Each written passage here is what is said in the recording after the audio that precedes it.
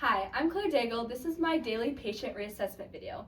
Before entering the patient's room, I would check the EHR and any new lab values that the patient might have. I would also check for medications that the patient has, or is getting administered. I would also check the doorway for any markings such as fall precautions or isolation precautions that I might need to be aware of. After that, we can enter the patient's room. I'm going to use hand hygiene. Hi, my name's Claire. I'll be your nurse today. How are you doing? I'm good. How are you? Good. Can I have you confirm your name and date of birth for me? Yeah, my name's Lila Zavril, and I was born on November 14th, 2005. Perfect. Thank you. What brings you in today, Lila? I've been having some stomach pain. Stomach pain. And what were you doing when this pain first began? Nothing started. It just happened over time. Just happened over time. Okay. And what makes the pain worse? Anything? After I eat big meals, it hurts. Okay. And does anything make the pain better at all? Yeah, after I go poop. After you go to the bathroom? Okay. Is it consistent pain? Is it intermittent? Does it come and go? It's all the time. All the time? And what does the pain feel like? It's just like an achy. Achy? Yeah. And where would you say is like the central region of your pain? My lower stomach. Lower stomach? Okay. Since the patient is experiencing pain, I'm going to use a pain scale. How do you rate your pain on a scale of 0 to 10? Probably a 4. A 4 right now? Okay, so moderate pain. Mm-hmm. Okay, and since this patient is experiencing pain, I would call the provider and ask if there's any pain medication that can be given to the patient since this pain is happening. That being said, is it okay if we get some vitals on you? Yeah. Okay, sounds good. I'm going to be using the temporal thermometer and I'll be taking your temperature. I'm going from the head all the way to behind the ear, 98.5. Then I'm going to be using the pulse ox. Can I have one of your fingers, please? Yeah. Okay.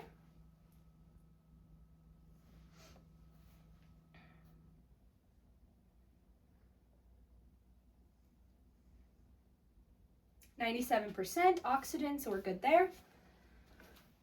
All right, now I will be taking your blood pressure if that's all right. Yeah. Okay. So before I begin, I have to estimate her blood pressure cup. So I'm just going to check and make sure this is the right for her arm. Okay, it's a good size, so I'm just going to slip this over your arm. Make sure I line it up with the artery. Okay, you can relax your arm. Actually, yep, you're right. Okay, you can relax now. I'm just going to make sure this is twisted the right way.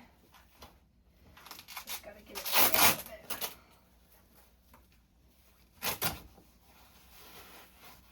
Okay.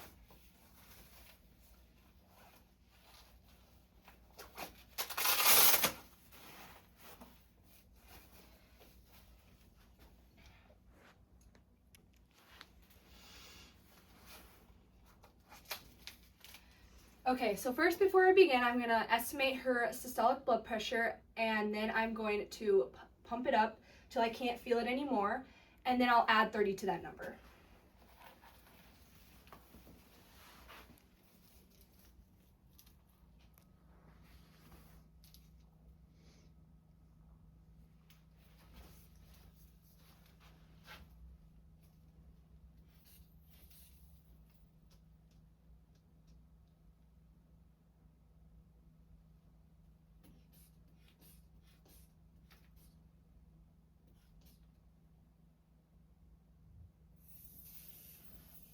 Okay, I couldn't hear it anymore at 140, so I'll pump it up to 170.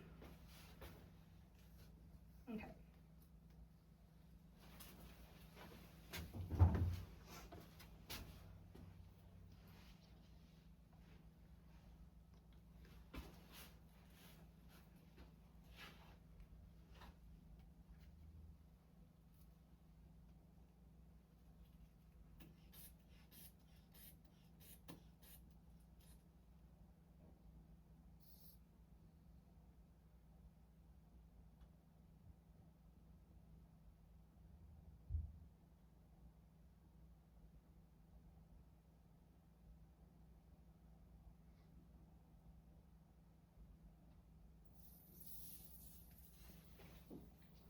Okay, her blood pressure was 112/64. Okay, I'm gonna just take your cuff off.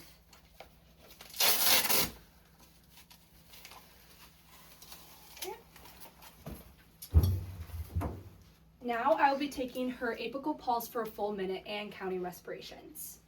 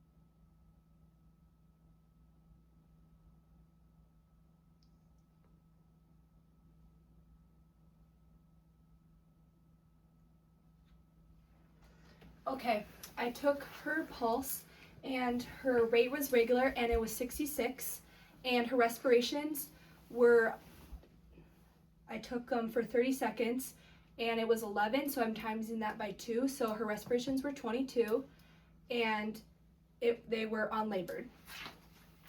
All right, now that I'm done with the vitals, we will move on to the neurological exam. Is that all right? Yeah. Okay, so first I'm going to assess the level of consciousness. I see that my patient is awake and orientated. She is talking to me. I'm going to now see if she is oriented to person, place, and time. Do you remember my name, Lila? Yeah, it's Claire. Claire, okay. And do you know where we are today? Yeah, the hospital. Hospital, and what time is it? Like 7:30. 7:30? Okay, perfect. So the patient is orientated to person, place, and time, which is great. Okay, and now I assess her ability to swallow. Can you swallow all right for me? Okay, she has no facial drooping. Everything looks good. And now I'm going to check her pupil size with a pen light. So I'm just going to look over here. Okay. They're around a 3 right now. 3 millimeters. And then I will also check to see if they are reacting to light. Okay, this pen work doesn't work. Okay, hold on. Got a backup pen light.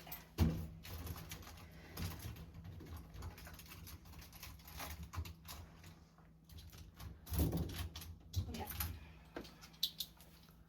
All right. All right. Both eyes constrict, so they react to light bilaterally. Okay, and if I didn't see that she was fully alert, I would use the Glasgow's Coma Scale, which detects verbal response, motor response, as well as eye movement. So that is good there. I'm also going to check, is it okay if I pull this back? Yeah. Okay. I'm also going to check her temperature and her skin. It's warm, and her skin is appropriate for her ethnicity. She is able to speak clearly to me and she can hear what I'm saying. She answers my questions, so that is great there. Do you have any tingling or numbness No. in your fingers at all? No. Okay, sounds good. Let's see. After that, can I have you squeeze my fingers? Can you pull? Can you push against my hands? Can you raise your arms up? Okay, now I'm going to do it with your feet. Can you raise them up? Okay, perfect. Those were some muscle strength tests that I tested there with her. Okay, anything else? Let's see, looks good. All right, now I'm gonna move on to the respiratory. So for the respiratory, I'm first gonna oscillate any breath sounds that she might have with my stethoscope. Okay, can I have you sit in an upright position for me while I do this?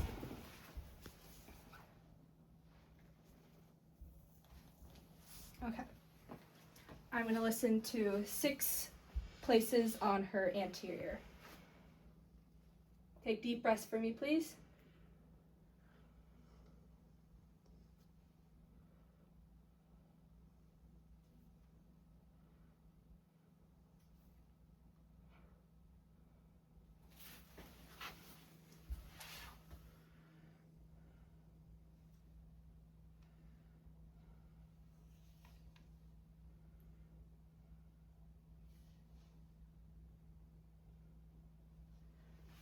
Okay, I'm going to the back side now.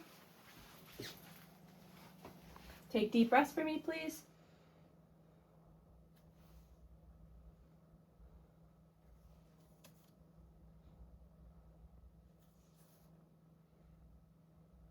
Is it all right if I go under your bra? Yeah.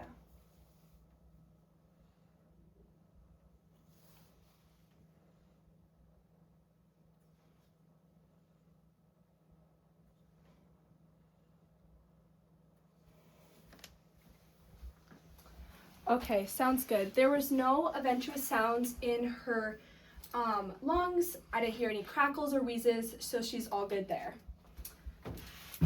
Have you had any coughs recently? No, I haven't. No mucus coming up when you do cough? No, I haven't. Okay, sounds good. And also, I would educate you of the use of the incentive spirometer. If you were having trouble with deep breathing, that would help utilize your deep breathing and your coughing, especially if you have surgery or something. It just helps when you're immobile for a long period of time. Okay. Is that all right? Yeah. Okay, sounds good. You can lay back down for a little while if you would like. Okay. Now I'll be going on to the cardiovascular system.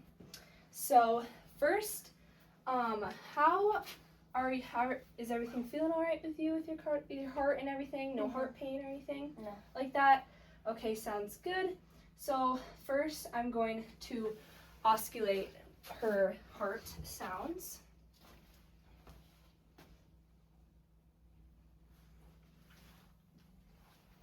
Okay, so I'm going to do the aortic pulse first. Pulmonic.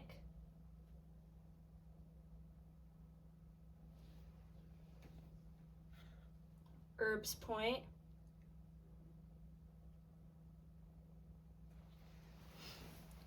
Tricuspid.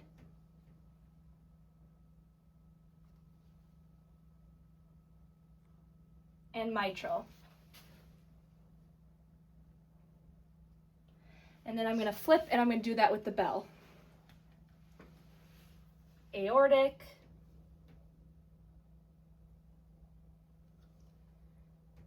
Pulmonic.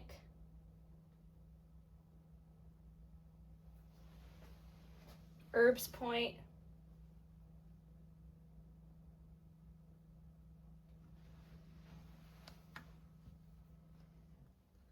Tricuspid. Mitral. Okay, all of her heart sounds had regular rhythm. I heard the S1 best at the apex and the S2 at the base. Okay, now I'll be checking your capillary refill in your hands and your fingers, if that's all right. Yeah, that works. Okay, so I'm just going, since she has nail polish on, I would check kind of under it since it's kind of disintegrating a little bit, but if not, I would probably just have to take one of her nail polishes off or remove it. Okay, less than 3 seconds. Less than 3 seconds. Okay, now I'm going to go check your feet, if that's all right. Yeah, that works.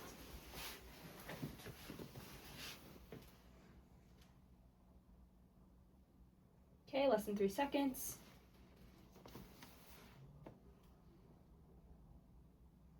Less than 3 seconds. Okay, and then I would also check, actually I need the sock off, but if she has any TED hose or any compression socks that she's using, I would check to make sure that they are the appropriate size and width, and they make sure they go up to the right length, such as above the knee or below the knee, to make sure they reduce the risk for any blood clots or any venous things that need to be taken care of if they are in bed for a long period of time. I would also check like oxygen like flow rates and IVs that are needed to be hooked up as well, just to make sure they're all working properly and they're in the right position. Okay, now I will be checking for edema. So I'm going to check for pretibial edema bilaterally. I don't see any pitting. I'm going to check in the ankles region. And then I'm also going to check in the pedal region, so any feet edema. Okay, there is none. Now I'm going to check your pedal pulse. Is that all right? Yeah. Okay, I'm going to check for pedal pulse bilaterally.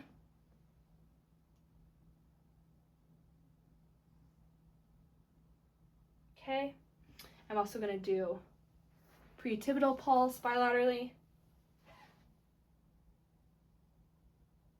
Okay, sounds good. I'll put your compression sock back on. And then I'm going to go up here and I'm also going to check your radial pulses bilaterally, if that's all right. Yeah. Okay. Can I remove your Apple Watch? Yeah. Okay.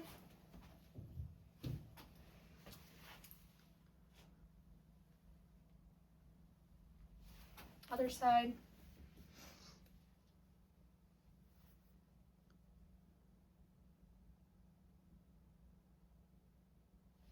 Okay, perfect.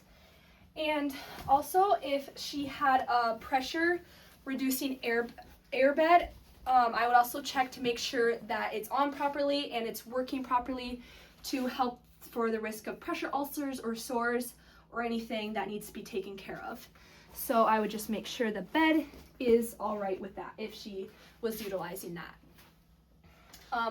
Also for the oxygen, if they had a nasal cannula or an oxygen tank, I would make sure that the flow rate is properly working and everything is fitting properly with the cannula in their nose the right way with the rainbow method, and make sure that is taken care of.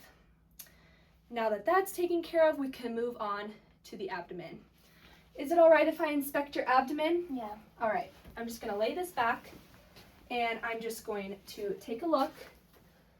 Okay, it seems flat. It's not distended or anything like that, so we can proceed with auscultation. Can I auscultate your abdomen? Yeah. Okay. I'm going to start in the right lower quadrant, and then I'm going to work clockwise around, okay? Okay.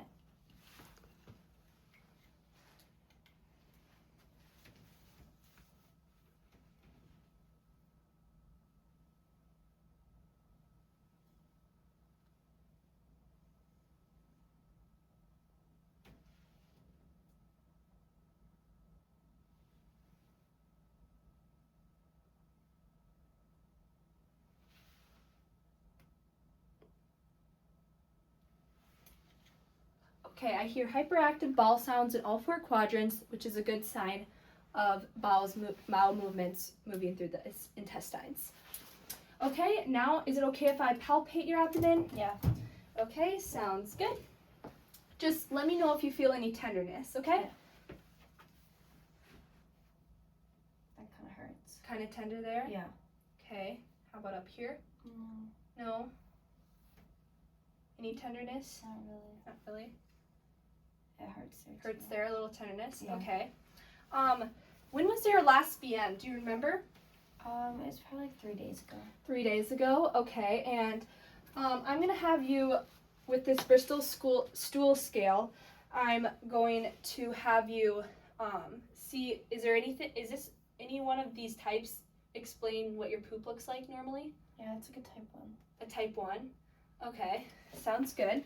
You might be experiencing a little bit of constipation since you reported tenderness down in that area. Okay. So, is your bowel movements regular lately, or have they been like a little bit not consistent? They haven't been very consistent. Okay. Well, we can ask the provider and see if there's anything we can do for that with you. Okay. Other than that, I think we're going to move on to the genitourinary system. How is your urine? Are you able to urinate? Yeah, there's been no changes. No changes? Okay. What's the color of your urine? It's yellow. Yellow. And is there any foul odors that you No, not really. experience? No. Okay. And if this patient had a Foley catheter, I would make sure that the Foley catheter is in the right position. It's not has any kinks in it. And I also make sure that the patient is voiding the amount that is usually coming out to make sure there's no risk for UTIs or anything like that. There's no burning sensations or anything. No burning? No. No sorry. burning? Oh, you're good. So other than that, I think we're good there. Now we can move on to mobility. How is your mobility? Do you have to have assistance with anything walking wise? No, not really. No? Okay. And if the patient were at risk for falls, I would use a standardized fall risk assessment to make sure that the patient is can walk properly, doesn't need assistance, and so he or she can be discharged properly.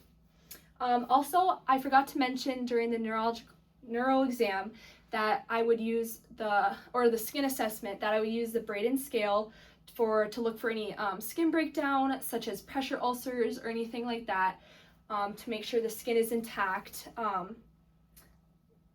Yeah, I will do the skin because I forgot to do that. So, I'll be doing the skin assessment now. Okay, I report that her skin does not have any lesions or anything like that. Everything looks good. I'm gonna check her temperature bilaterally of her skin, make sure that, and I'm gonna use the dorsal side of my hands.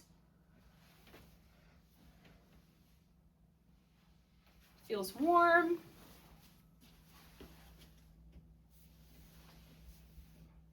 Everything is equal. And then I would use the Braden scale for any skin assessments that she needs.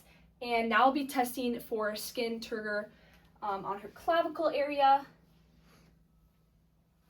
Okay, it retracts quickly, so that means I know she's well hydrated and everything looks good there. I would also check if she had any IVs such as this. I would make sure that the skin around the dressing and the IVs do not have any redness or breaking. Same with the abdomen. If they had an ostomy bag or anything like that, such as, ostomies, ileostomies, I would make sure that the stoma area is clean, there's no reddened areas, and everything seems normal with that.